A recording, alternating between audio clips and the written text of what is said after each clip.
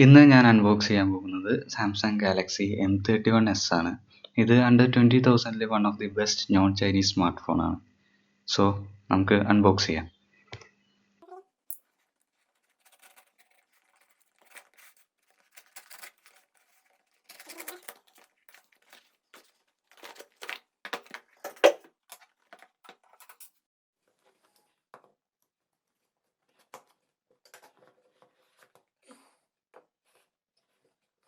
വളരെ മിനിമൽ ആയിട്ടുള്ള ഒരു പാക്കേജിംഗ് ആണ് സാംസങ് പ്രൊവൈഡ് ചെയ്യുന്നത്. നമുക്ക് ബോക്സിൽ എന്തൊക്കെയുണ്ടെന്ന് നോക്കാം. ഇത് ഫാസ്റ്റ് ചാർജർ ആണ്. 25 വാട്ടിന്റെ ഫാസ്റ്റ് ചാർജർ ആണ് സാംസങ് പ്രൊവൈഡ് ചെയ്യുന്നത്. 97 മിനിറ്റ്സിൽ 0 to 100, അതായത് ഫുൾ ചാർജ് വെറും 97 മിനിറ്റ്സിൽ ആവുമെന്നാണ് സാംസങ് ക്ലെയിം ചെയ്യുന്നത്. ഇത് കേബിൾ ആണ്. ഇത് C to C കേബിൾ ആണ്. അതായത് രണ്ടറ്റത്തും സി പിൻ തന്നെയാണ്. ഇതില് റിവേഴ്സ് ചാർജിങ് ഉള്ള കാരണം C to C കേബിള് വളരെ ഹെൽപ്ഫുൾ ആയിരിക്കും. കാരണം വേറൊരു ഫോൺ ചാർജ് ചെയ്യുന്നുണ്ടെങ്കിൽ വേറെ കേബിൾ അന്വേഷിക്കേണ്ട കാര്യമില്ല, ഇത് വെച്ച് തന്നെ നമുക്ക് ചാർജ് ചെയ്യാം. പിന്നെ സാംസങ് ഇതില് വേറെ ഒന്നും പ്രൊവൈഡ് ചെയ്യുന്നില്ല ബോക്സിൽ, ബാക്ക് കവർ അങ്ങനെ ഒന്നും. ഇത് പേപ്പർ വർക്കാണ്. ഇതിന്റെ പുറകില് നമുക്ക് സിം ഇജക്ടർ ടൂൾ ഉണ്ട്.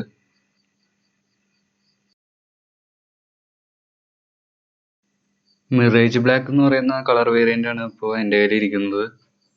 നമുക്കിനി ഈ റാപ്പ് മാറ്റി നോക്കാം.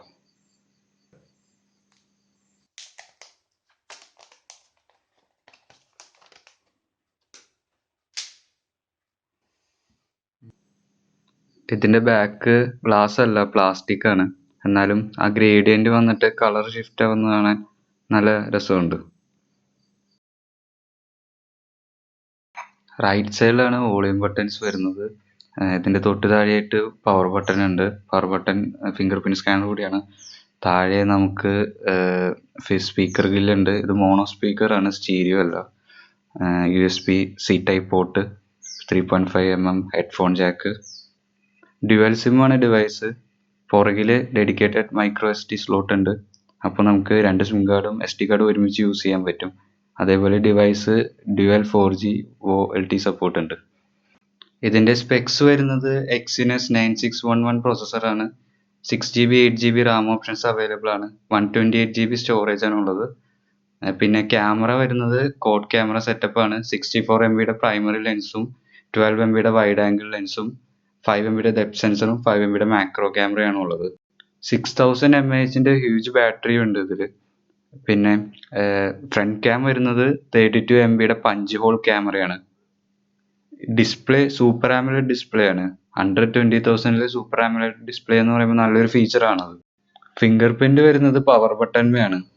പിന്നെ സാംസങ് നല്ല രീതിയിൽ വെയിറ്റ് ഡിസ്ട്രിബ്യൂട്ട് ചെയ്തിരിക്കുന്ന കാരണം ഫോൺ യൂസ് ചെയ്യാൻ നമുക്ക് നല്ല സുഖമാണ്. ഇനി നമുക്ക് ഫോൺ ഒന്ന് ബൂട്ട് ചെയ്ത് നോക്കാം.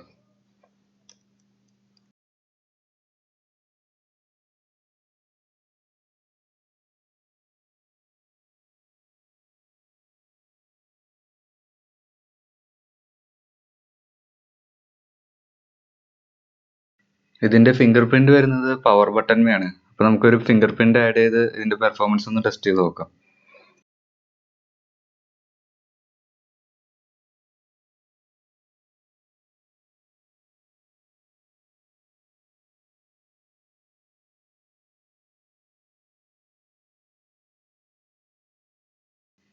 ഫിംഗർ പ്രിന്റ് ആഡ് ചെയ്തു, നമുക്കിനി ടെസ്റ്റ് ചെയ്ത് നോക്കാം.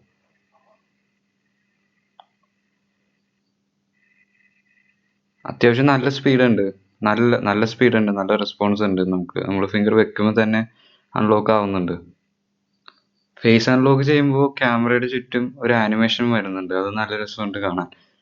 ഞാൻ ഫേസ് രജിസ്റ്റർ ചെയ്തിട്ടുണ്ട്. അപ്പോൾ ഫേസ് അൺലോക്ക് എങ്ങനെയുണ്ടെന്ന് നമുക്ക് നോക്കാം. ഫേസ് അൺലോക്കും അത്യാവശ്യം നല്ല സ്പീഡാണ്. നമ്മൾ കാണിക്കുമ്പോൾ തന്നെ അൺലോക്ക് ആവുന്നുണ്ട്.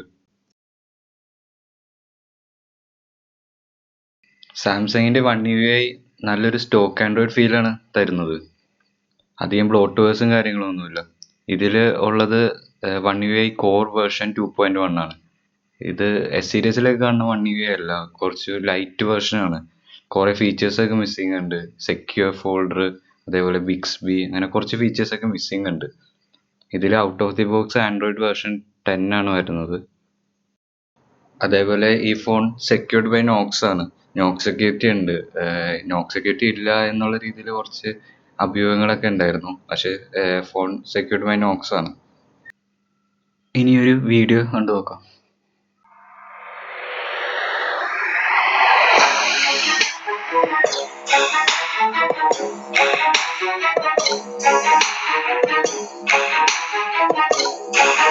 നല്ല ഇമേഴ്സീവ് വ്യൂയിങ് എക്സ്പീരിയൻസ് ആണ് നമുക്ക് കിട്ടുന്നത്.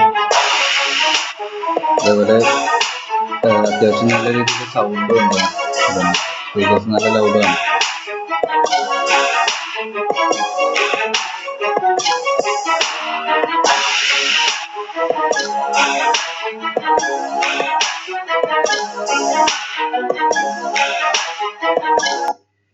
ഇത് ഫോണിലെടുത്ത കുറച്ച് സാമ്പിൾ ഷോട്ട്സ് ആണ്. ക്യാമറ നല്ല അടിപൊളി പെർഫോമൻസ് ആണ്.